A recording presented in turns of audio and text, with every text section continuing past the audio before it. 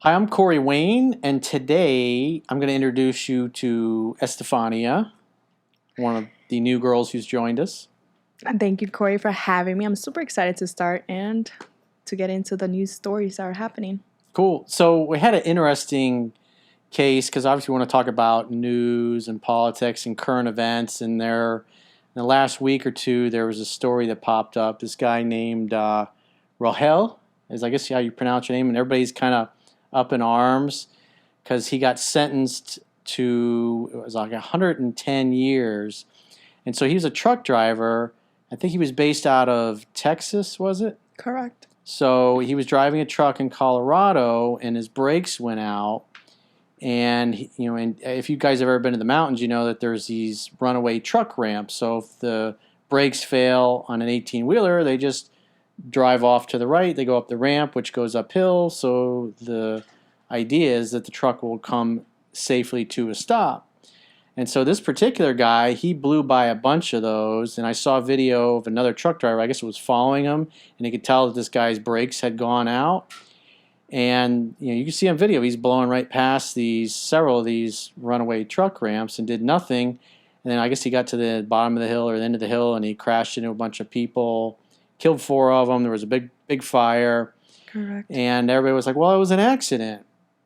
And so the thing that jumped out and caused everybody to go into orbit was like this. It was an accident. This guy got sentenced to 110 years, and I was thinking, well, that's kind of weird. 110 years for an accident, something is off. And then so we look into what this guy's story was. There was no alcohol, no drugs. I think he was licensed, but there's some.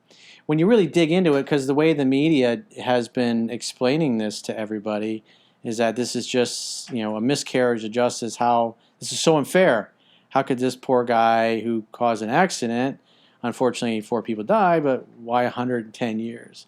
And so we spent several hours, Estefania, myself, Jocelyn, trying to figure out what the hell actually happened. And so can you tell us a little bit, just kind of go through the basic details of what happened with this particular guy? Yes, of course. So we were tackling this story for a couple of hours. And in the beginning, we didn't find all the information that we needed. So we had to look at different articles.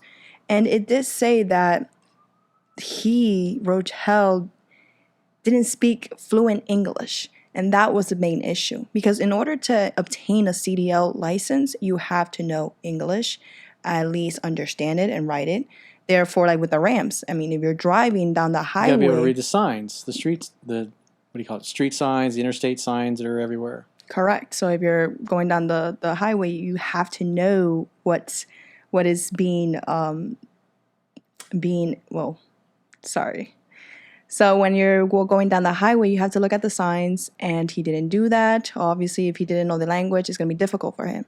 And if you're passing several ramps, it's an issue because you are endangering a lot of people if you don't know the language. So that was what was happening. So the idea is he drove right by these runaway truck ramps, and the reason everybody assumed that he didn't pull over is because he couldn't read the signs. Correct. That's what they were saying. They showed the exact violation stated a driver cannot read or speak the English language sufficiently to respond to official inquiries. And 2, driver must be able to understand highway traffic signs and signals in the English language. So this was the exact violation stated last 2019. And I mean, he broke the federal law, so that's what we were looking into. And it's a big deal because, I mean, knowing the language in a country that's all about English, it's important. And like I said before, he was endangering people. So I think that was what the judge and the jury was looking into. Was more because... So at the end of the day, he should not... Because the other thing that we were looking into is we were looking at well, how does he get a CDL license? Because you have a part that's a written exam, which apparently, according to Texas law, we found out that you can take it online, right? Correct, online. And so this guy, all throughout his trial, he's speaking through an interpreter because obviously he can't speak English or read or write it. but yet somehow he was able to pass his CDL test. And if he can't read, write, or speak English, how is he passing his CDL test? And we couldn't find anywhere, but I mean, common sense would say, obviously, he probably didn't take the test, and maybe somebody took it for him. That can And so, be. because that's the only logical conclusion that you can draw. If the guy can't read, write, speak English, his attorneys, everybody in court that's dealing with him, he's got an interpreter because he still, even to this day, doesn't understand English. And so, therefore, if he somehow passes the written exam, which is in English, but yet he can't read or write or speak English, then we have to assume he didn't actually take the test. And I think that was probably, after at the scene of the accident when the police were trying to interview this guy, he's driving this big 18-wheeler that just caused an accident and 4 people died in the accident, and yet he can't even converse with the police or the EMS people because he didn't speak the language. And then so, because the thing was just so shocking for everybody, is like, how's this guy get 110 years? And so if you look, can you go back up to where the statute is, that last little blurb where they were talking about it? Oh, the last blurb. Here? Yeah. So the federal law states that a motor carrier shall not require or permit a person to drive a motor vehicle unless that person can read and speak English language sufficiently to converse with the general public, to understand highway traffic signs and signals in the English language, to respond to official inquiries, and to make entries on reports and records.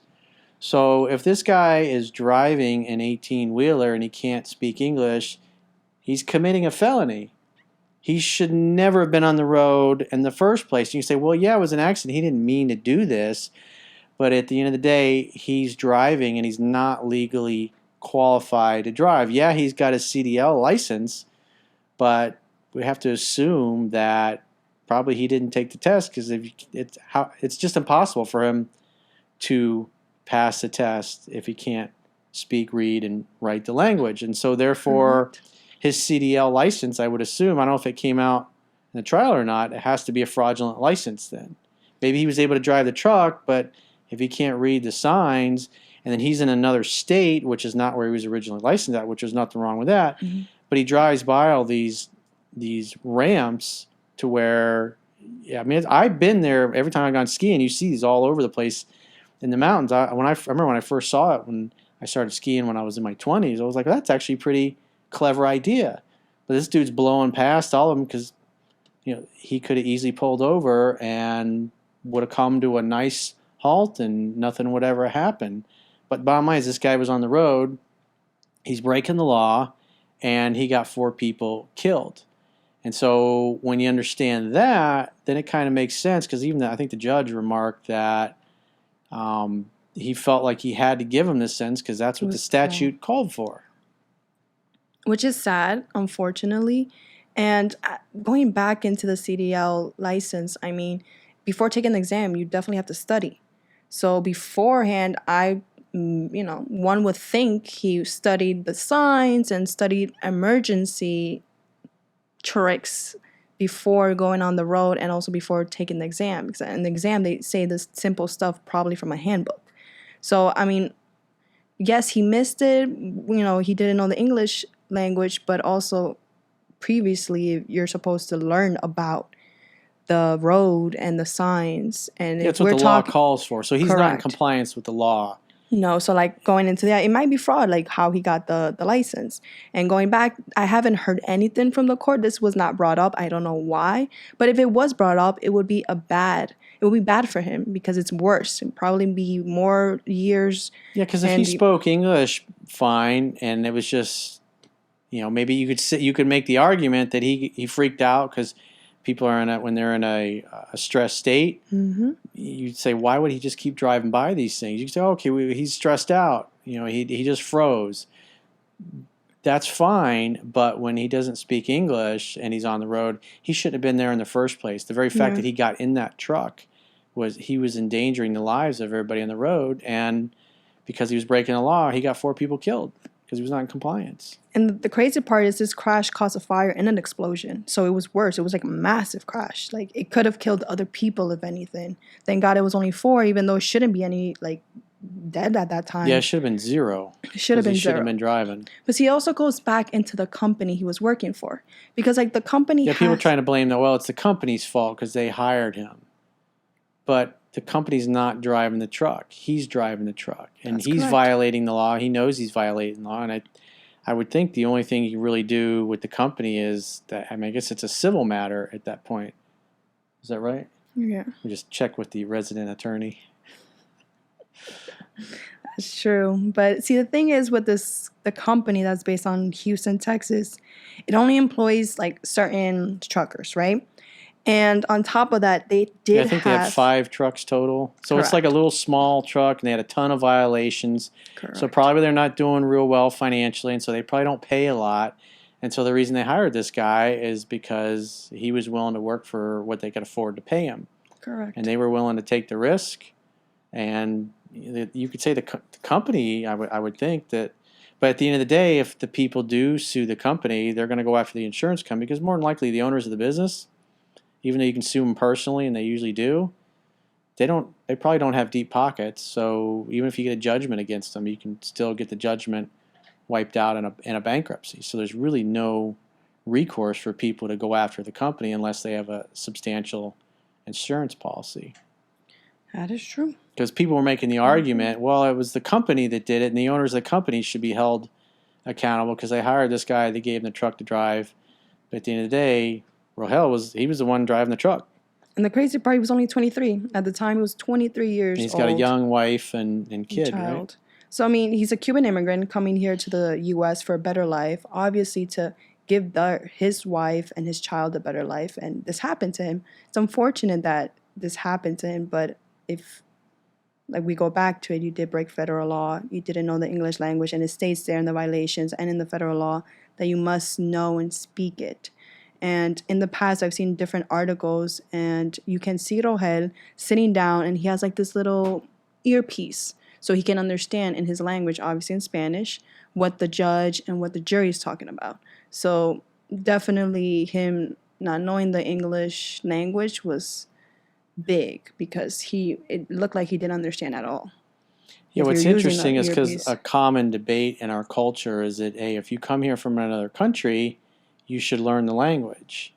And people on the left tend to say, oh, well, that's racist, and you can't expect people to come over here and learn the language. They should be able to, because I remember, I don't know how long, it's 10, 20 years ago, there was a law they were trying to pass in the state of Florida to make English the official language of the state. And, of course, people on the left say, oh, it's racist, you can't do that, it discriminates. But in this particular case, federal law says if you're going to be on our roads, Correct. which all the signs are in English, you have to be able to read, write, and speak English. And that's just a harsh reality. Those are the facts. The guy couldn't read, write, and speak English, and he got 4 people killed. And I think it was definitely sorry. So among the 4 people that died, all of them were male, and there was definitely a young person and 3 elder. So it's been tough for the families, looking at different articles, how the widow wives feel about the situation. They're devastated, and so there was it's also horrible. like a petition that got like over 1 million signatures because almost 5 million. The thing that's crazy is like when you go and read all these different articles on the internet and these different news articles, they all focus on this, poor guy, he's got a young family, he was involved in an accident and 4 people died and he shouldn't have his life ruined, but at the end of the day, him breaking the law got 4 people killed. And so after, because it's like I said, 110 years is like, that just seems excessive. And then you get to the facts of the case, which the media puts like a little tiny blurb at the very end of the article, and they don't even focus on it. And because they're getting everybody all riled up about the fact that, oh, this is just unjust. 110 years for an accident doesn't make any sense. Well, if you look at the fact that the guy's on the road and he should have never been driving the 18-wheeler in the first place, It makes sense. I mean, the judge has got a rule based on this. Even the Yeah. judge said that, hey, the way the statute read, it's like, I had to sentence him to this. This is what the statute called for. Which sucks. And then on top of that, with the petition, the DA was trying to make to reduce the sentence, and it was happening today at 11. So we still haven't had word of what has happened, but like King's statement, he's wrote something about how they want to try to consider the sentencing to bring it down to 20, 30 years. And we don't know if that's going to happen, but it's definitely going to be a long decision if they're doing it today. Hopefully, if the sentence is reduced for a couple years, it's not bad. Compared to 110 is a lot, but if it's reduced to maybe 80 years or something like that, it's still correct, the fact he's breaking the law and obviously kill those 4 people.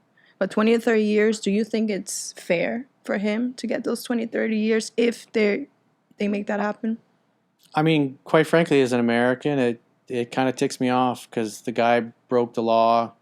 Yeah, I mean, if you look at the fact that he got his CDL license, I mean, I'm just making the assumption that he passed it fraudulently because he shouldn't have been driving in the first place. Because if he can't read, write, or speak English, it's impossible for him to pass that test and even know what he's doing. So either somebody sat there with him and pointed out what to select and the answers, or they just completely took the test for him, which that does happen. But the reality is he broke the law.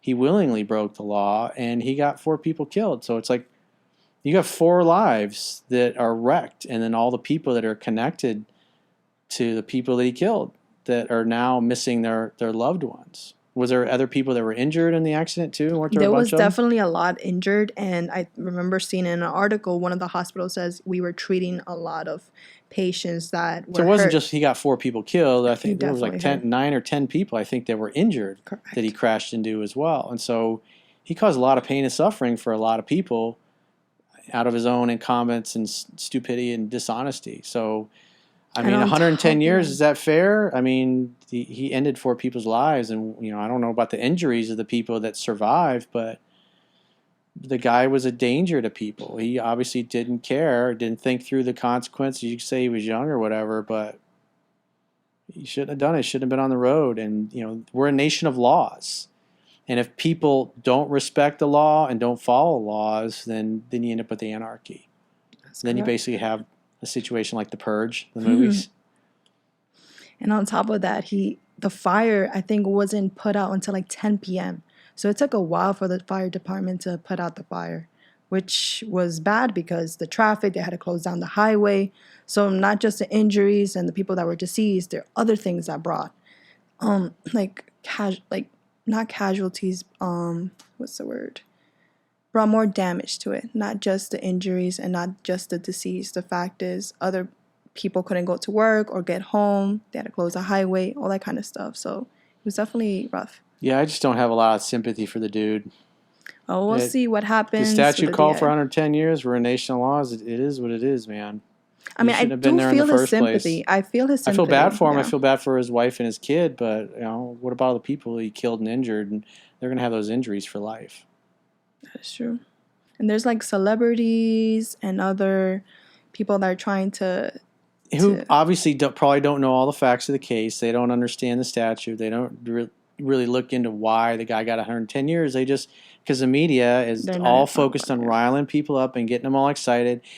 And you got all these people lining up to sign petitions, and it's like they don't know the facts of the case. And this is the thing that really pisses me off about the media is like they do this stuff constantly. They get everybody mad and upset, and then people are mad and upset at things that didn't happen or things that are just a complete misrepresentation of the truth.